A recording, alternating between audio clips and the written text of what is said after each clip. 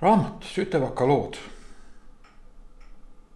See on raamat nagu raamat olema peab. Vaadake seda välimust. Kõvakaaneline, soliidne köide, paber. Nii kvaliteetset paberit ma polegi ammu näinud. Ma ei tea, kus see välja on hangitud. Rääkimata sisust. See tähendab sisu ja vorm. Mõlemad on ülivõrdes head. Et miks seda peaks siis nagu seda raamatut ostma? Jõuluaeg on. Kingituseks sobib hästi. Võite ise endale kinkida. Igal Sütevakale seal peab see raamat olemas olema. Kõikidel vilistlastel.